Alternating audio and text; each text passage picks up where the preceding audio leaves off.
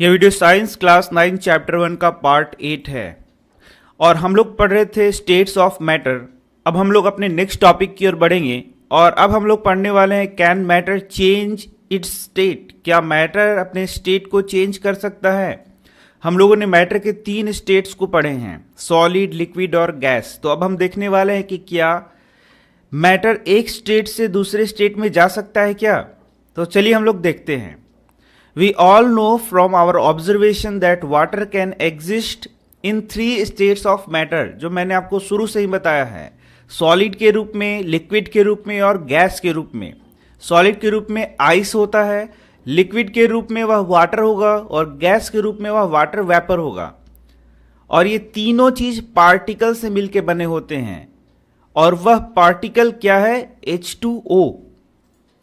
What happens inside the matter during this change of state? तो क्या होता है कि आइस, वाटर या वाटर वेपर तीनों तो H2O के ही मिलके बने होते हैं, लेकिन कभी वह सॉलिड की अवस्था में होता है, कभी वह लिक्विड की अवस्था में होता है, तो कभी वह गैस की अवस्था में होता है। तो ऐसा क्या बात है? तो इसका आंसर भी हम लोगों ने कुछ समझ लिया है। यह उनके पार्टिकल्स के बीच में जो दूरी है उस पर निर्भर करता है। तो हम लोगों ने देखा था ये सॉलिड पार्टिकल हैं, उनमें इन पार्टिकल्स के बीच की दूरी बहुत कम होती है, ना के बराबर। लिक्विड में कुछ अमाउंट ऑफ ये डिस्टेंस होता है, जबकि गैसेस में ये डिस्टेंसेस बहुत ज़्यादा होते हैं। ये मैंने आपको पहले के वीडियो में बताया है। तो अब हम लोगों को देखना है कि क्या सॉलिड से लिक्विड और लिक्विड से गैस ऐसा कुछ परिवर्तन हो सकता है क्या? What happens to the particles of matter during the change of state? तो ये मैंने आपको बताया अभी तुरंत, पीछे के वीडियो में भी मैंने बताया कि यदि सॉलिड से लिक्विड और लिक्विड से गैस बनता है तो किस प्रकार से पार्टिकल का पोजीशन चेंज होता है।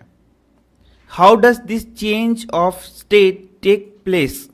तो यह जो चेंज आता है पार्टिकल के बीच में, ये जो दूरियां बढ़ती हैं, या मान लीजिए कि यदि अपोजिट डायरेक्शन में जाएं तो ये दूरियां घटती हैं, तो ऐसा क्यों होता है?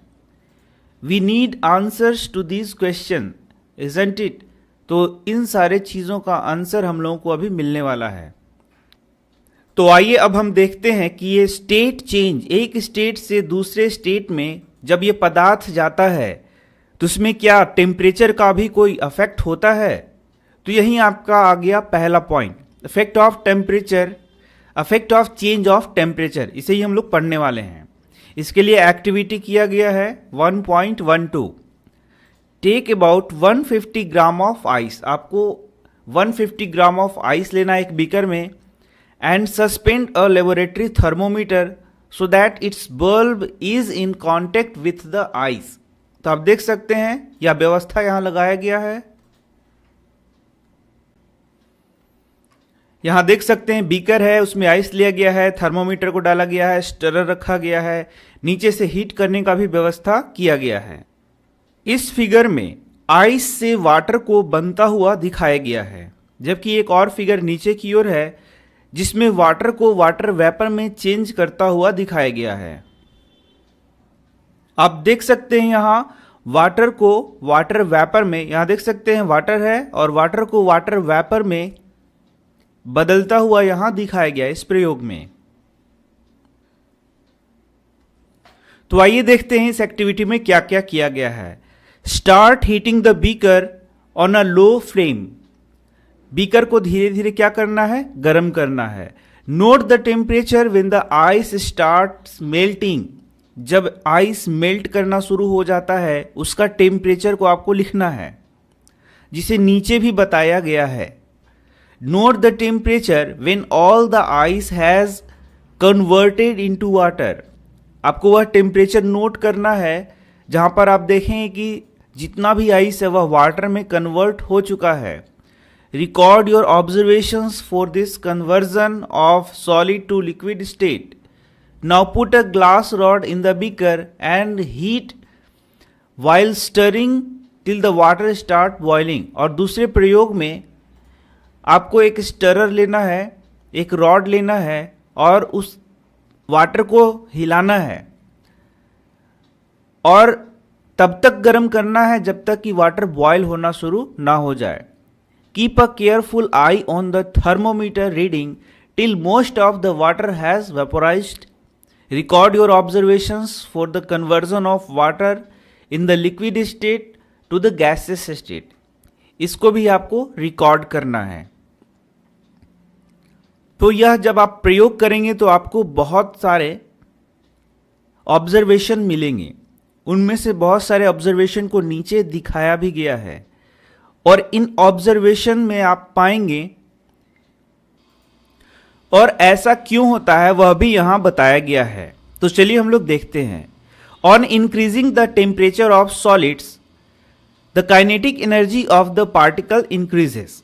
तो यहां पर पहले मैं बता दूं, एक प्रश्न आपको पूछा जाएगा कि आखिर ये जो सॉलिड था उसको यदि हीट दिया जाता है तो वह लिक्विड स्टेट में क्यों बदल जाता है। Why solid changes into liquid state when heat is supplied into it. यदि इसमें हीट सप्लाई किया जाता है तो वह लिक्विड स्टेट में क्यों बदल जाता है, उसी का आंसर मैं आपको बता रहा हूं। On increasing the temperature of solid, जैसे आप सॉलिड का टेम्परेचर इंक्रीज करते हैं, the kinetic energy of the particle increases. Solid के जो पार्टिकल है उसका काइनेटिक एनर्जी बढ़ जाता है due to the increase in kinetic energy. और इसके काइनेटिक एनर्जी के बढ़ने के कारण इसके पार्टिकल वाइब्रेट करना शुरू कर देते हैं। The particles start vibrating with greater speed. अब देखिए क्या होता है। The energy supplied by the heat overcomes the force of attraction between the particle. अब आप देख सकते हैं सॉलिड में ये जो पार्टिकल हैं वे बहुत ज़्यादा फोर्स ऑफ अट्रैक्शन से बंधे होते हैं, जिस कारण से यह सॉलिड स्टेट में होता है। लेकिन जब आप इसको हीट करते हैं तो यह फोर्स ऑफ अट्रैक्शन यहाँ से हटना शुरू हो जाता है, क्योंकि ये जो हीट का एनर्जी है ये इसको ओवरकम कर देता है। मतलब ये हीट का एनर्जी ज़्यादा होता है और ये फोर्स ऑफ अट्रैक्शन का एनर्जी कम होता है, जिसके कारण ये पार्टिकल एक दूसरे से अलग होना शुरू हो जाते हैं। The particle leave their fixed position. ये पार्टिकल एक दूसरे से अलग होना शुरू कर जाते हैं और अपने फिक्स्ड पोजीशन से मूव करना शुरू हो जाते हैं and start moving more freely. और इस प्रकार से सॉलिड किस स्टेट में बदल जाता है, लिक्विड स्टेट में। ठीक यही प्रोसेस होता है लिक्विड से गैसेस स्टेट में जब स्टेट चेंज होता है। A stage is reached when the solid melts and is converted to a liquid। और एक स्टेट आएगा जब सॉलिड लिक्विड में चेंज हो जाता है। तो यह एक प्रश्न, सॉलिड लिक्विड में बदलता है हीट सप्लाई करने के कारण क्यों, इसका आंसर आप यहां से यहां तक लिख सकते हैं। The temperature at which a solid melts to become a liquid at the atmospheric pressure is called its melting point. तो यहां से भी एक प्रश्न आता है आपका, what is melting point. Melting point क्या है, तो आप देख सकते हैं मेल्टिंग पॉइंट यहां लिखा हुआ है द टेम्परेचर, यह एक टेम्परेचर है at which a solid melts to become a liquid, जहां पर एक सॉलिड मेल्ट करता है और लिक्विड बन जाता है eight the atmospheric pressure. Pressure को आपको यहां ना घटाना है ना ही बढ़ाना है। Is called its melting point, इसे ही हम लोग क्या कहते हैं, मेल्टिंग पॉइंट कहते हैं। The melting point of a solid is an indication of the strength of the force of attraction between its particle. जैसे कि आप एक आइस लेंगे, आप एक डायमंड लेंगे, तो देखेंगे कि आइस बहुत कम टेम्परेचर पे पिघलना शुरू हो जाएगा। देख सकते हैं आप, ये मेल्टिंग पॉइंट इसका 0 डिग्री सी है, या फिर बोलेंगे 273 केल्विन है, जबकि डायमंड में यह बहुत ज़्यादा होता है, कई हजार डिग्री सेल्सियस पर यह मेल्ट होना शुरू होता है। तो आप देखेंगे कि ऐसा क्यों हो रहा है, क्योंकि आइस में जो वाटर मॉलिक्यूल हैं, वाटर के जो पार्टिकल हैं, H2 मॉलिक्यूल के पार्टिकल हैं, उनके बीच का अट्रैक्शन क्या है, उतना ज़्यादा नहीं है जितना ज़्यादा डायमंड में कार्बन और कार्बन के बीच में यह फोर्स होता है। तो वही यहां लिखा गया है, जितना ज्यादा ट्रैक्शन फोर्स होगा उतना ज्यादा मेल्टिंग पॉइंट होगा। The melting point of a solid is an indication of the strength of force of attraction between its particle. ज्यादा फोर्स ऑफ अट्रैक्शन होगा तो मेल्टिंग पॉइंट भी ज्यादा होगा। The melting point of ice is 273.16 K। इस K को हम लोग केल्विन बोलते हैं। The process of melting that is change in solid state into liquid state is also known as fusion. तो प्रोसेस ऑफ मेल्टिंग को जहां पर सॉलिड स्टेट लिक्विड स्टेट में चेंज होता है उसे हम लोग फ्यूजन भी कहते हैं। अब आगे का टॉपिक है व्हेन अ सॉलिड मेल्ट्स, जब सॉलिड मेल्ट करता है its temperature remains the same, so where does the heat energy go. तो ये हम लोग आगे की ओर डिस्कस करेंगे अपने नेक्स्ट वीडियो में। अभी हम पढ़ लेते हैं थोड़ा सा केल्विन के बारे में। Kelvin is the SI unit of temperature. Kelvin को हम लोग एसआई यूनिट मानते हैं टेम्परेचर का। एसआई यूनिट इंटरनेशनल यूनिट है। 0 डिग्री सी, सी मतलब हो गया सेल्सियस सेंटीग्रेड, यही बोलते हैं। और 273.16 K, इसे हम लोग बोलते हैं केल्विन। तो 0 degree Celsius is equal to 273.16 kelvin, ये आप याद रखेंगे। For convenience we take 0 degree C is equal to 273 K। तो हम लोग ये 0.16 को हटा देते हैं और 0 डिग्री सी को हम लोग 273 के मान लेते हैं after rounding off the decimal. तो आप देख सकते हैं यहां पर ये सेल्सियस है, सेल्सियस स्केल है और ये केल्विन स्केल है। मतलब टेम्परेचर को एक स्केल से दूसरे स्केल में बदला जा सकता है।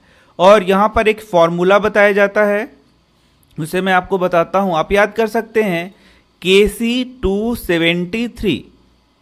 और Kc273 यदि आपको याद होगा तो यह फॉर्मूला आपको याद है, जहां से आप केल्विन से सेल्सियस या फिर सेल्सियस से केल्विन में चेंज कर सकते हैं टेम्परेचर को। तो Kc273 आपको लिख देना है, फिर यहां इज इक्वल टू कर देना है और यहां प्लस कर देना है। तो K is equal to C plus 273, यह फॉर्मूला हो गया आपका केल्विन को सेल्सियस में चेंज करने का या सेल्सियस से केल्विन में चेंज करने का। तो मिलते हैं नेक्स्ट वीडियो में।